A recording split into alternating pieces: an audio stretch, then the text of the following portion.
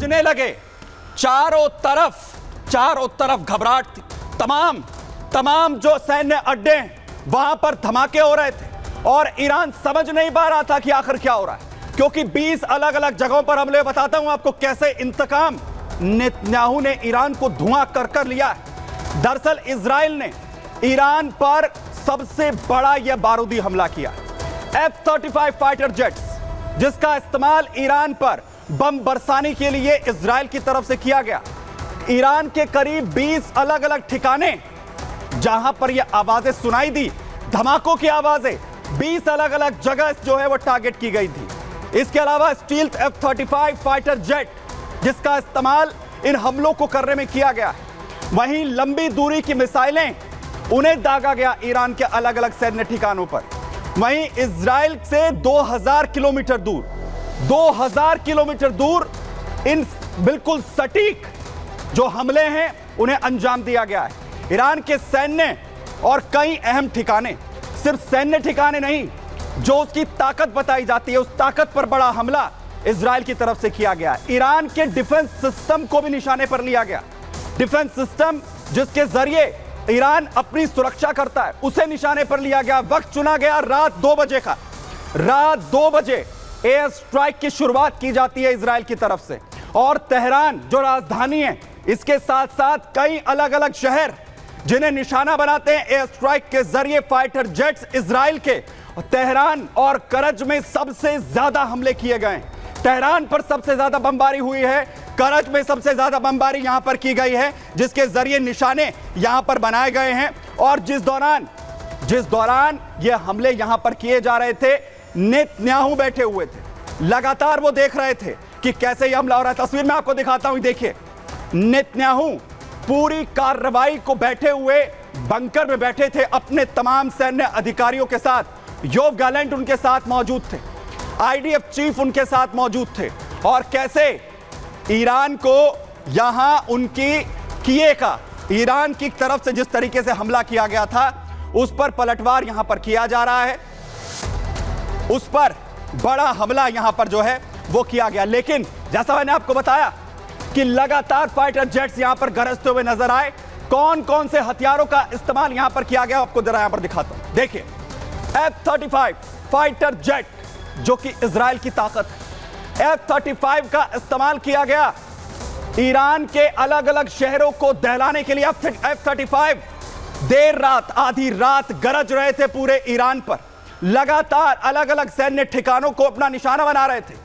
जहां पर F-15 ground attack jet, इसका इस्तेमाल किया जाता है। F-15 का इस्तेमाल इजरायली फोर्स आईडीएफ टारगेट करने के लिए करती है ईरान के उन तमाम अहम ठिकानों पर। F-16 एयर डिफेंस फाइटर, जो लगातार एक के बाद एक सटीक हमले, क्योंकि आईडीएफ ने कहा कि जो हमले हैं वो बहुत प्रिसाइज हैं, बहुत प्रिसाइजली हमने छांट कर और हमलों को अंजाम दिया। इसके अलावा रैम्पेज मिसाइलें 2000 किलोमीटर दूर से दागी गई। रैम्पेज मिसाइलों का इस्तेमाल इजराइल की तरफ से किया गया उन तमाम ठिकानों को नेस्तनाबूद करने के लिए। रॉक्स मिसाइलें, याद है आपको, कुछ ही दिन पहले खुलासा हुआ था कि इजराइल ने पूरी स्ट्रैटेजी बनाई है, उसमें भी इन रॉक्स मिसाइलों का जिक्र था। उसमें कोई स्ट्रैटेजी में कोई तब्दीली जो है वो यहां पर नहीं की गई, यानी एक के बाद एक बड़े हमले। और इसमें कैसे इजराइल के इन हमलों में ईरान को नुकसान हुआ है। बड़ी अपडेट आपको युद्ध क्षेत्र से बताऊं, जहां पर नुकसान हुआ है तो वहीं हमले में 2 ईरानी सैन्य अफसर जिन्हें ढेर कर दिया गया।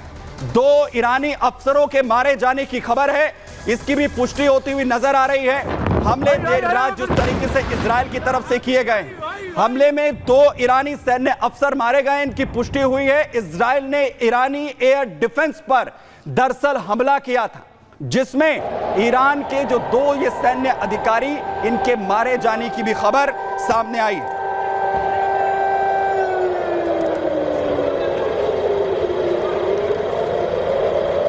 तो 2 सैन्य अधिकारी इसका निशाना बने हैं, क्योंकि जो हमले हुए वो मिलिट्री बेसिस को भी निशाना बनाकर यहां पर किया गया है। लेकिन ये हमले इजराइल ने पूरी स्ट्रैटेजी के साथ किए, प्रिसाइजली किए। जहां पर अटैक करना था वहीं पर मिसाइलें मारी। क्या कुछ कहा आईडीएफ ने, डेनियल हगारी ने क्या कुछ जानकारी दी हमलों को लेकर, जरा सुनिए। I can now confirm that we have concluded the Israeli response to Iran's attack against Israel. We conducted targeted and precise strikes on military targets in Iran, thwarting immediate threats to the State of Israel. The Israel Defense Forces has fulfilled its mission. If the regime in Iran were to make the mistake of beginning a new round of escalation, we will be obligated to respond. Our message is clear. All those who threaten the State of Israel and seek to drag the region into wider escalation will pay a heavy price. We demonstrated today that we have both the capability and the resolve to act decisively, and we are prepared on offense and defense to defend the State of Israel and the people of Israel.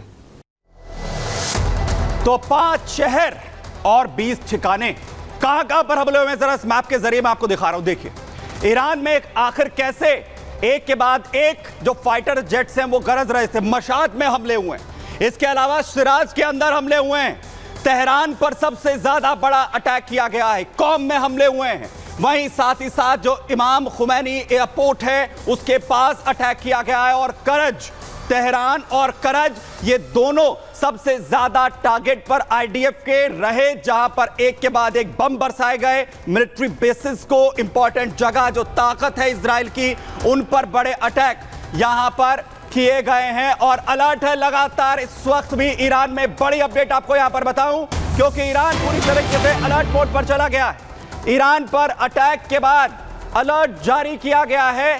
Syria हो या फिर Iraq या Iran, air space बंद कर दिए गए। तीनों देशों में सभी उड़ानें रद्द कर दी गई हैं। अगले आदेश तक एयर स्पेस पूरी तरीके से बंद रहेंगे, किसी भी तरीके का मूवमेंट एयर स्पेस में नहीं होगा। अलर्ट जारी किया गया है, पूरी तरह एयर स्पेस यहां पर बंद कर दिए गए हैं। ईरान हो, सीरिया हो या फिर इराक, क्योंकि देर रात लगातार 3 घंटे से भी ज्यादा ये एयर स्ट्राइक लगातार ईरान में हुई। 20 अलग अलग ठिकानों को निशाना यहां पर बनाया गया, जिसके बाद से ईरान में दहशत देखने को मिल रही है, जहां पूरी तरह से ईरान अब घबराया हुआ है। बड़ी बात यह है कि पूरा एयर स्पेस जो है वो यहां पर अभी क्लियर कराया गया है, किसी भी तरीके का मूवमेंट यहां पर ना हो, इसके लिए कवायद यहां पर की गई। और तस्वीर आप देखिए, आपको पूरा मूवमेंट दिख रहा है यहां पर। और इराक, ईरान, सीरिया, यहां पर किसी भी तरीके का मूवमेंट आपको नहीं दिख रहा है। एयर स्पेस पूरी तरीके से क्लियर है, कोई भी यहां से मूवमेंट नहीं होगा, किसी भी तरीके का जो विमान है वो यहां से नहीं गुजर सकते हैं। यह तस्वीर सामने आ चुकी है।